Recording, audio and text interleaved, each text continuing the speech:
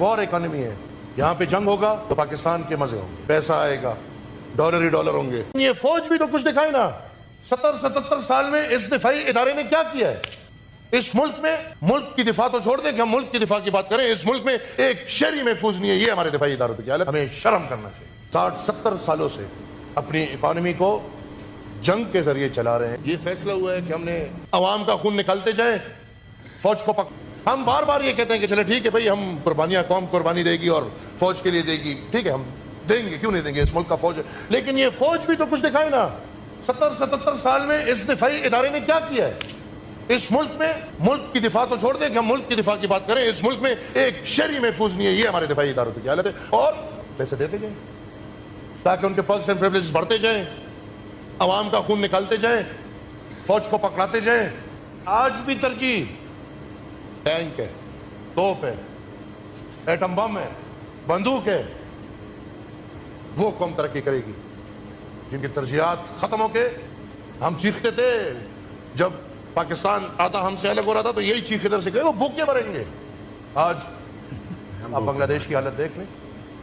جس کو ہم کہتے تھے کہ وہ ہم سے الگ ہو کے بھوکے مریں گے, الحمدللہ وہ عزت کی زندگی گزار رہے ہیں اور ہم ادھر اب بھوکے مر رہے ہیں. ہمارے پشتوں کا ایک محاورہ ہے چلن صاحب, یو دلو مری اور بھلے سر تلے پراٹھے. ایک بھوکا مر رہا ہے, دوسرا سر تلے پراٹھے ڈو. اوم بھوکی مر رہی ہے اور ادارے سر تلے پراٹھے ڈو. ان حالات سے یہ ملک کبھی بھی ترقی نہیں کر سکتا. چلن صاحب صرف تنقید نہیں کہ ہم کھڑے ہو کے صرف تنقید کریں. ہمارے پاس راستے ہیں, ہمارے پاس راستے ہیں, ہم ان پہ عمل کریں. ہم خود احتسابی کا عمل کریں. اس ملک کے ہر ادارے سے یہ ثابت ہونا چاہیے کہ یہ ملک ایک قرضدار ملک ہے. یہ نہیں کہ الحمدللہ ہم اور آپ جیسے لوگ سہولیات سے بھرے جا رہے ہیں اور ملک کی قرضداری کی عکاسی صرف عوام سے. ہمارے پاس راستے ہیں. ہم کیوں انگریز سے باقی شانہ طرز زندگی نہیں چھوڑتے؟ ہمیں شروع کرنا چاہیے. پاکستان قسمتی سے 14 اگست 1947 کو بنا, لیکن یہ آزاد نہیں ہوا. اور آزادی میرے خیال میں بنیادی طور پہ ایک انسان, ایک ملک اور ایک وطن کی آزادی معاشی ہوتی ہے. جب تک آپ معاشی طور پہ آزاد نہ ہو تو کوئی انسان آزادی کا مزہ لے نہیں سکتا. اور بدقسمتی سے پاکستان میں تاریخ میں پہلا ڈکٹیٹر جنرل ایوب خان, اس کے دور میں یہ فیصلہ ہوا ہے کہ ہم نے امریکہ کی غلامی کرنی ہے. اور اس کے دور سے ہم معاشی طور پہ, فطری طور پہ, ہر قسم سے امریکہ کے پہلے بیٹھ گئے. پھر ضیاء صاحب کا دور آتا ہے, کل بھی بات ہوئی, مرد مجاہد, اس کو بار بار کاٹنے کی کوئی سینیٹر تقریر کرے اور کوئی الفاظ ہدف بھی نہ ہو اور پھر بھی اس کو قوم کے سامنے ہدف کر دیے جائیں. میں نہیں سمجھتا کہ آج کے یہ باتیں بھی یہ لوگ سننے کو تیار ہیں, لیکن یہ تاریخ ہے اور یہ حقیقت ہے کہ ضیاء صاحب کے دور میں ہم نے مجاہدین کا کر شروع کیا اور ہم نے یہاں پہ کیمپس بنائے, ٹریننگ کیمپس بنائے. اور وہ ٹریننگ کیمپس بنانے میں اور مجاہدین پیدا کرنے میں پاکستان کو امریکہ سے بہت پیسہ ملا. پاکستان کو نہیں ملا, لیکن جو پاکستان کے کرتا دھرتا ہے اور پاکستان کی ترجیحات اس بجٹ سے بھی واضح ہے, ان کو بہت پیسہ ملا. ان پیسوں کے مزے میں یا ان پیسوں کے لیے ہماری اجرت اس حد تک گئی کہ ہم نے ایک ملک کو بلکہ ایک پورے قوم کو تباہ کر دیا. تب سے ہی پاکستان کی اکانومی, میرے والد صاحب یہ لفظ استعمال کرتے ہیں کہ یہ وار اکانومی ہے.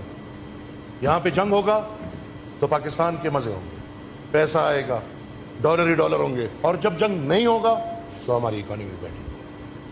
کیونکہ ہم پچھلے 60-70 سالوں سے اپنی اکانومی کو جنگ کے ذریعے چلا رہے ہیں, اور وہ بھی امریکہ کے جنگ کے لیے. اس کے بعد دنیا نے دیکھا 9/11 ہوا, اور 9/11 کے نتیجے میں جو حالات ادھر پاکستان اور افغانستان میں پیدا ہوئے, اور پھر ایک دفعہ ہم نے دیکھا کہ امریکہ سے ڈالر آ رہے ہیں, تو ہم نے جمہوریت کو خدا حافظ کر کے پرویز مشرف صاحب آگے ڈکٹیٹر کے طور پہ, اور پھر ہم نے ان سالوں میں بھی پرایا جنگ لڑ کے, پرائے ملک میں گھس کے لڑائی کر کے اپنے ملک کی اکانومی کو چلانے کی کوشش کی. اور بدقسمتی سے آج تک وہی حالات ہیں.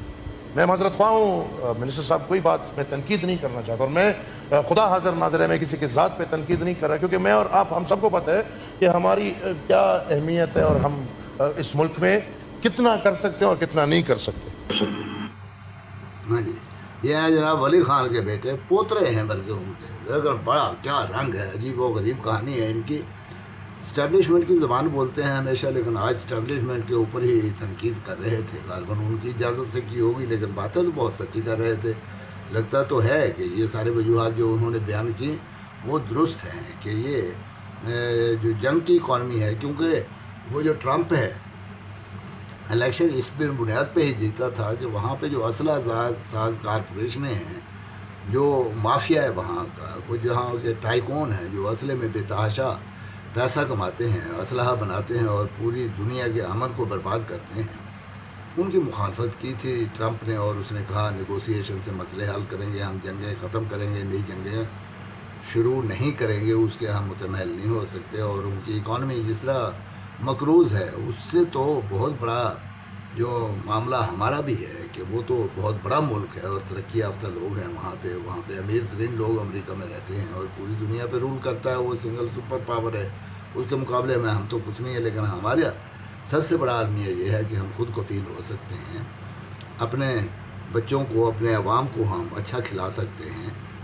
اچھی زندگی گزارنے کے لیے ان کے لیے وسائل مہیا کر سکتے ہیں۔ تو قدرت نے بہت نوازا ہے پاکستان کو، یہاں پہ زراعت، سورج کی روشنی، اتنا لمبا ساحل سمندر اور مائننگ، یہاں پہ وہ ٹورزم، کون سا ایسا معاملہ ہے جس میں پاکستان کسی دبئی سے پیچھے رہ سکتا ہے؟ ایک دبئی کیا، ساحل سمندر اور گوادر سے کراچی تک دیکھا جائے تو وہاں آپ چاہے 15 دبئی آباد کر لیں، صرف پلاننگ کی بات ہے۔ وہ عمران خان نے بنڈل آئلینڈ بنانے کا منصوبہ بنایا تو وہ جناب زرداری صاحب آڑے آ گئے، وہاں سمندر سے تیل نکلا یا گیس نکلا تو اس کو ان کمپنیوں نے، امریکن کمپنیوں نے کہا کہ یہاں سے کچھ نہیں نکلا، اس کو بند کر دیں۔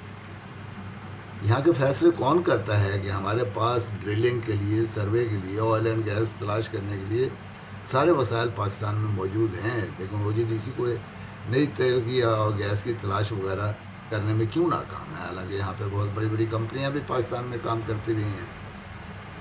اصل میں ایسے لگتا ہے جیسے کوئی غیر مرئی قوت، کوئی نادیدہ طاقت، نادیدہ ہاتھ اسے روک رہا ہے کہ یہ سارا کچھ یہاں پہ نہ ہو۔ عوام ناس پڑھ لکھ جائیں گے، اگر وہ فنینشلی ساؤنڈ ہو جائیں گے تو پھر وہ ایسے نہیں ہوگا کہ کوئی کسی پارٹی کے جھنڈا لے کے نکلے اور پولیس اس کو اٹھا لے۔ یہاں پہ ایسی قانون سازی ہے جو سراسر انسانی بنیادی حقوق کا منافی ہو، اور پھر یہ 25 کروڑ کا عوام، 25 کروڑ کا ملک یہ بٹر دیکھتا رہے اور کچھ کرے نہ، اور خاموش اس لیے رہیں کہ غالباً آج کسی اور پارٹی پہ ظلم ہو رہا ہے، کچھ اور لوگوں پہ ظلم ہو رہا ہے، لیکن انہیں یاد رکھنا چاہیے کل پاری ہو۔